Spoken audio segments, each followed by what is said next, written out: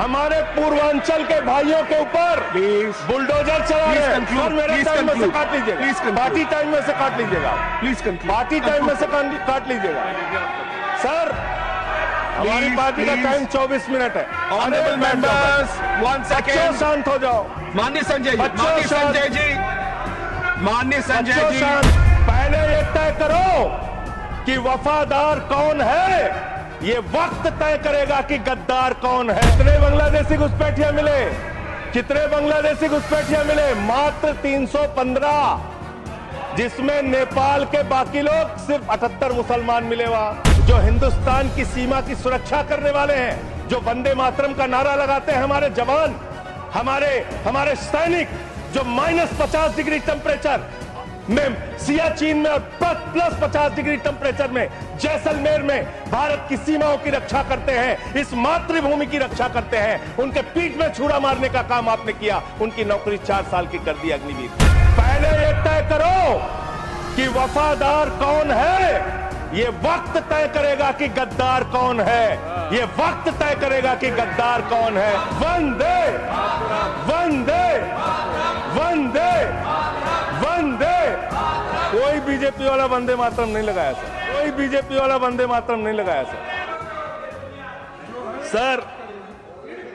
Sir मैं आपसे ये कहना चाहता हूं कि आपने तिरंगे का विरोध किया, राष्ट्रगान का विरोध किया, वंदे मातरम आपने लगाया नहीं कभी।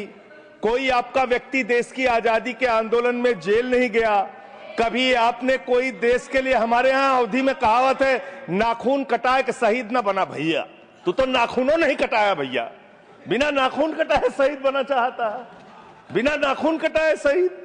ऐसे काम नहीं चलेगा सर। जिन्ना का भी जिक्र कल दूसरे सदन में हुआ, प्रधानमंत्री जी ने जिक्र किया।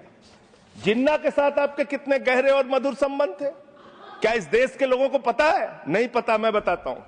श्यामा प्रसाद मुखर्जी जी फजलुल हक की गवर्नमेंट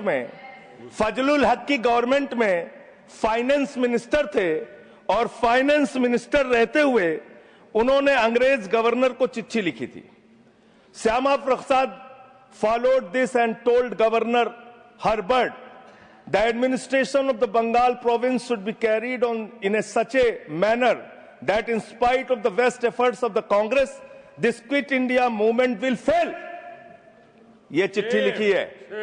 आपने भारत छोड़ो आंदोलन के खिलाफ आपके नेता, जनसंघ के पहले राष्ट्रीय अध्यक्ष और तत्कालीन गवर्नमेंट में जो वित्त मंत्री थे, उन्होंने चिट्ठी लिखी अंग्रेज गवर्नर को और कहा कि भारत छोड़ो आंदोलन, जो हिंदुस्तान के क्रांतिकारियों का आंदोलन था, जो देश की आजादी का आंदोलन था, वो आंदोलन कुचल देना चाहिए, खत्म कर देना चाहिए। ये है रिकॉर्डेड हिस्ट्री आपकी।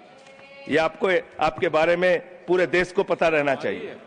अब जिन्ना, हाँ इसको भी सभा के पटल पर रखूंगा। जिन्ना और आपके रिश्ते क्या थे? कितने मधुर रिश्ते थे। एक राज्य में सरकार नहीं बनाई मान्यवर इन्होंने। नॉर्थ वेस्ट फ्रंटियर, सिंध प्रांत और फजलुल हक की गवर्नमेंट। फजलुल हक वो शख्स है जो पाकिस्तान बनने के बाद वहां की सरकार का गृह मंत्री बना। आपके रिश्ते उन लोगों के साथ थे, ये देश को पता होना चाहिए। इसलिए आप किसी को भी देशभक्ति का प्रमाण पत्र बांटने का काम मत कीजिए। आप वंदे मातरम लगाने का काम कर रहे हैं और देश की सुरक्षा के साथ खिलवाड़ कर रहे हैं।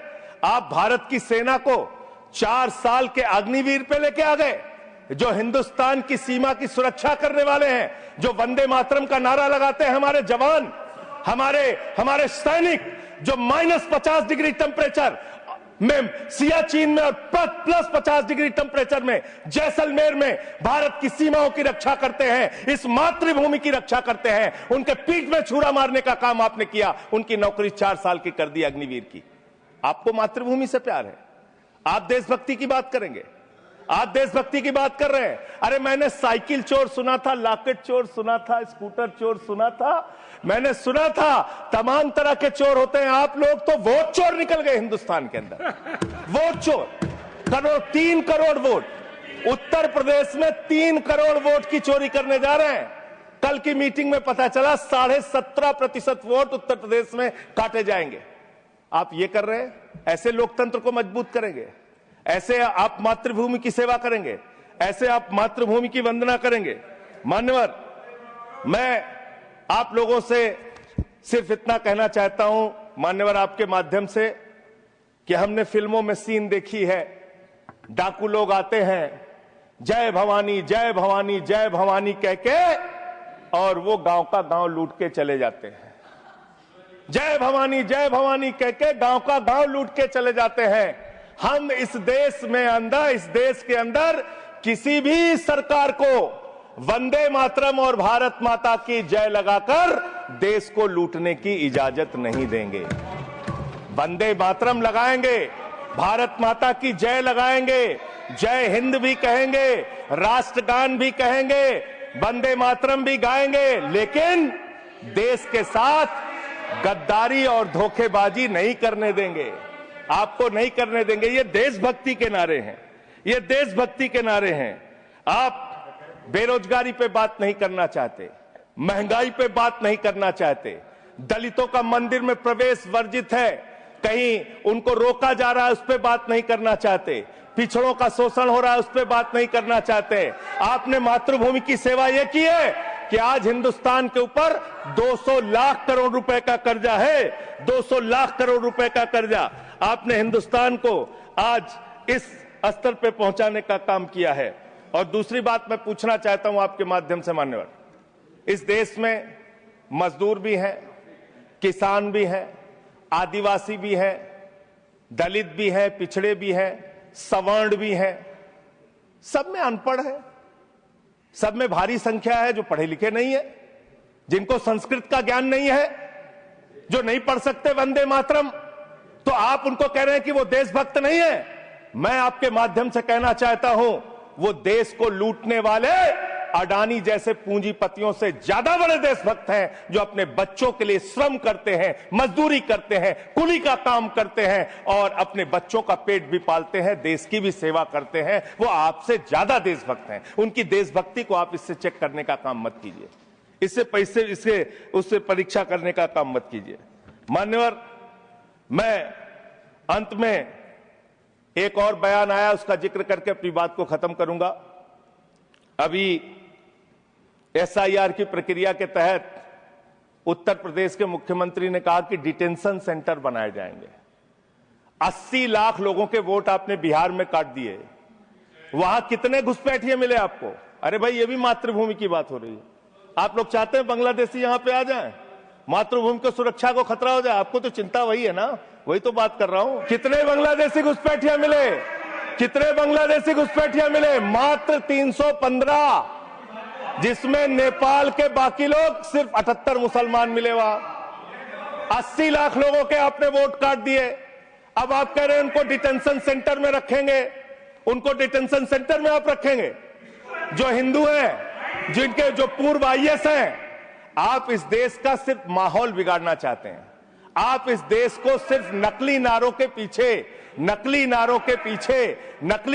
पीछे सिर्फ आप अपने आप को छिपाना चाहते हैं। वंदे मातरम देशभक्ति का नारा है, भारत माता की जय देशभक्ति का। हां, दिल्ली में तो काटोगे ही आप, ठीक ही कह रहे हो, पहले से ही नियत बता दिया। दिल्ली की हालत तो कर दी आपने। अरे इसमें क्या लिखा हुआ है? इसमें क्या लिखा हुआ है? सुजलाम सुफलाम, सुजलाम सुफलाम, शुद्ध जल शुद्ध फल और मधुर वाणी। मधुर वाणी, मधुर वाणी कौन बोल रहा है? देश के प्रधानमंत्री मधुर वाणी बोल रहे हैं। मुजरा जैसे शब्दों, अरे भाई इसी वंदे मातरम की सेकंड्स रह गए सर, वंदे मातरम की तो बात कर रहा हूं। हमारे पास और टाइम है सर, टाइम है सर। सर मधुर वाणी, मधुर वाणी, मधुर वाणी। सर जहरीली हवा और जहरीला पानी दिल्ली में दे रहे हैं। हमारे पूर्वांचल के भाइयों के ऊपर बुलडोजर चला रहे हैं। सर मेरे टाइम में से काट लीजिएगा, पार्टी टाइम में से काट लीजिएगा, प्लीज पार्टी टाइम में से काट लीजिएगा। सर हमारी पार्टी का टाइम 24 मिनट है। प्लीज वन सेकेंड दिल्ली को, संजय जी, दिल्ली को आप one second honorable members, one second, शांत हो जाओ। माननीय संजय जी, कंक्लूड करिए, आपका सर, समय खत्म अरे हो रहा मैं है। सर, 24 मिनट मेरा टाइम है। प्लीज, मैं अपने माननीय time- Neeraj ji, please, he is concluding, please conclude, 10 second sir, please conclude, आपका समय समाप्त हो गया। सर, मेरी पार्टी का समय 24 मिनट है। ठीक है, मेरी पार्टी का समय 24 मिनट है। और कोई स्पीकर नहीं है आपके? स्पीकर एक और है, उनमें से आप काट लीजिएगा समय, मैं कह रहा हूं Conclude ना। करिए, हाँ, ये हमारा अधिकार है, पार्टी का अधिकार है। तो मान्यवर, 10 महीने में आपने दिल्ली की वो हालत कर दी, जहरीली हवा यहां पर आने लगी। दिल्ली को आपने दुनिया का सबसे प्रदूषित शहर बना दिया। बच्चों शांत हो जाओ, बच्चों शांत, बच्चों हल्ला मत करो, शांत हो जाओ। अरे मैं एक मुख्यमंत्री इन्होंने बनाया है, कंक्लूड करिए सर, एक मुख्यमंत्री बनाया इन्होंने, प्लीज, खत्म कर रहा हूं। प्लीज, एक मुख्यमंत्री बनाया है जिसको ये नहीं मालूम कि AQI होता क्या है, कंक्लूड करिए। वो टेम्परेचर बता रही है। ये हालत है। Thank you. तो इसलिए मैं अंत में इन्हीं लाइनों के साथ कि पहले ये तय करो कि वफादार कौन है। ये वक्त तय करेगा कि गद्दार कौन है। ये वक्त तय करेगा कि गद्दार कौन है। पहले Thank ये you. तय करो कि वफादार कौन है। ये वक्त तय करेगा कि गद्दार कौन है। वंदे वंदे थैंक यू, वंदे वंदे वंदे वंदे वंदे वंदे। कोई बीजेपी वाला वंदे मातरम नहीं लगाया सर।